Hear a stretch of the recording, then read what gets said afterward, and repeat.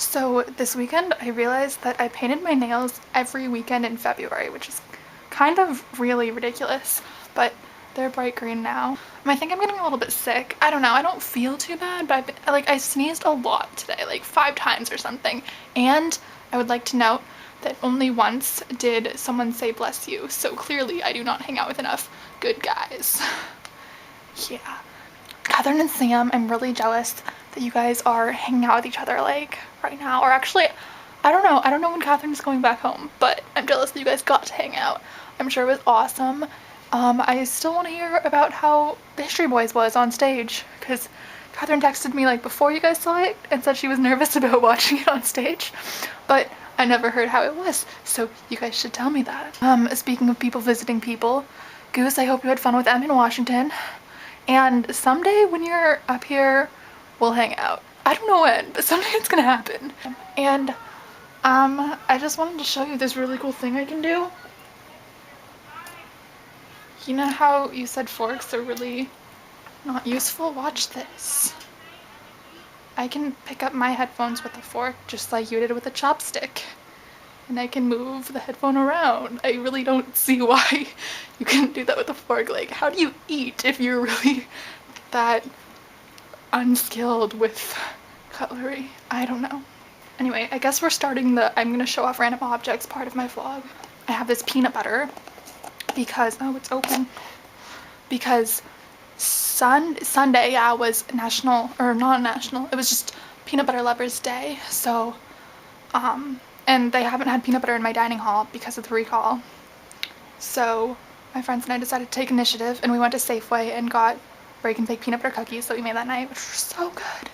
And we also got some peanut butter. I got a letter from Jess, and she sent me these temporary tattoos. They're High School Musical themed, and I just I'm so overwhelmed. I don't know what to do with them. I have High School Musical temporary tattoos. I sold my Narnia temporary tattoo. Someday I'm gonna go crazy with temporary tattoos. And I'll look really awesome, and it'll be great. I actually am gonna go home for spring break. I changed my plans there. So that'll be fun. Amy's gonna be home at the same time, and I think a few other people, and can hang out with underclassmen friends. And I think, honestly, one of the huge factors that pushed my decision toward actually going home was home-cooked meals. I know a lot of people, specifically I think of Brent when I think of this, people complain about their dining halls.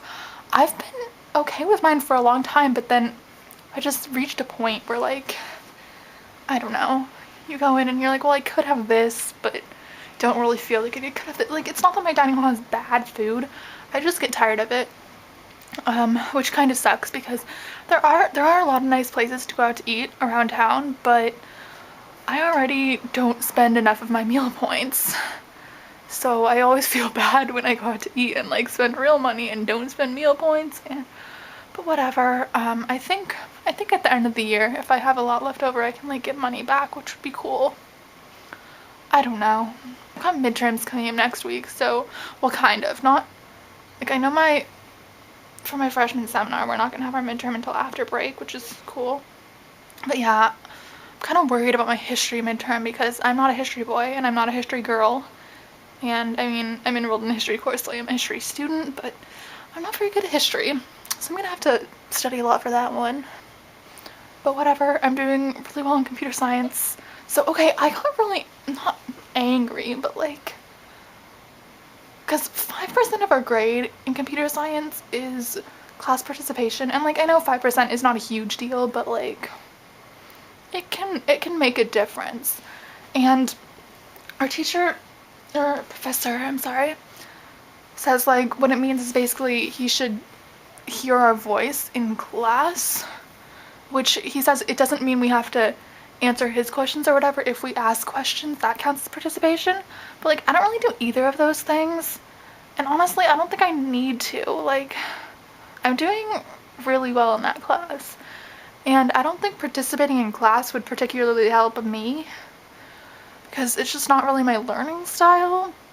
I don't think me participating would help other students unless perhaps I asked questions that he then would answer that they would also want to know the answers to. But I don't really ever have questions in class.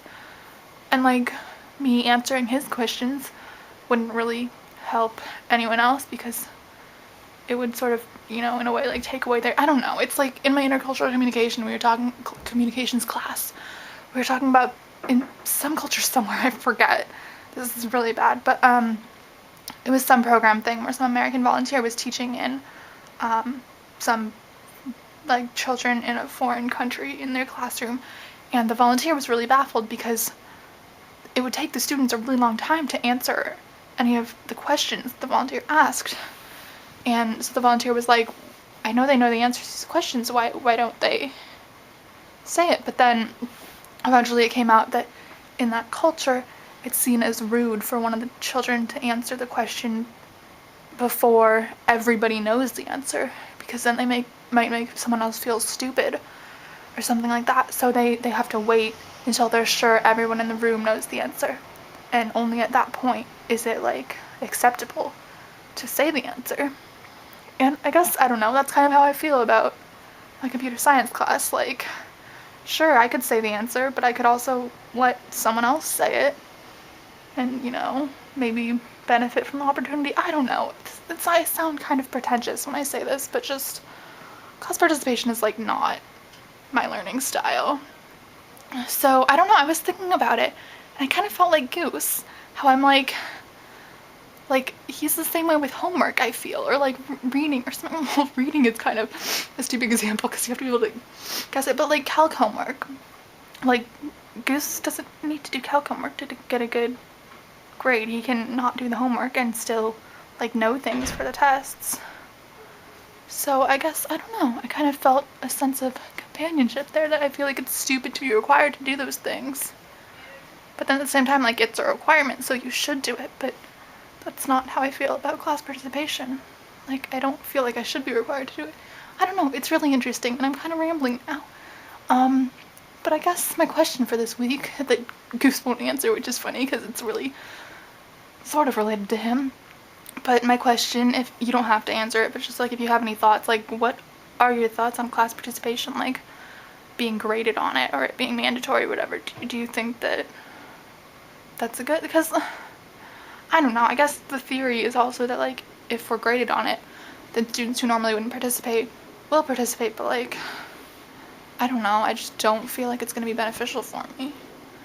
But whatever, I guess it will be beneficial because then I'll get a higher grade because of the points for class participation. I don't know. Feels stupid to me. But yeah, I just went off on that really long rant that I was not planning on including at all. So what I thought was going to be a short video might now be a long one. I don't know.